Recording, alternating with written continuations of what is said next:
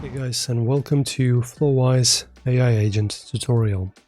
So guys, AI agents let LLM choose which tools to use and in what order to answer complex tasks. So firstly, of course, just log in and you'll be taken to this dashboard where you can actually create different things, not only agents, which is here, but also other things. So if you want to create a new agent, just press on plus. Flows here are made of nodes.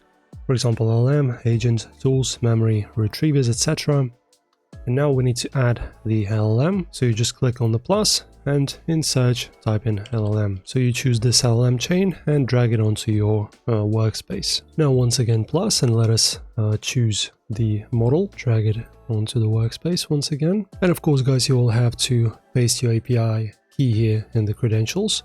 And of course, choose the model name. So the LLM is the brain. The agent will tell it when to call tools. Now we click on a plus once again and type in agent. So for example, let's choose conversational agent, drag it. Now connect them. Also, now you can just add tools that the agent can use. For example, web search. So drag this. And of course, add your SAP API key in credentials right here. Now you can, for example, add a calculator like that, put it maybe up here. And of course, you will have to connect these. So you need to connect each tool's output into the agent's allowed tools. And only tools you connect here can be chosen by the agent. And after that, after you insert all of your info, all of your data, API keys and credentials, just connect them with these buttons right over here. As you can see, you can just drag it and connect.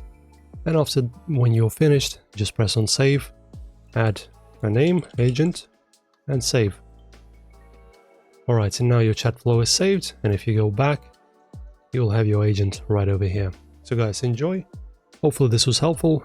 Press like on the video and subscribe, and I will see you soon.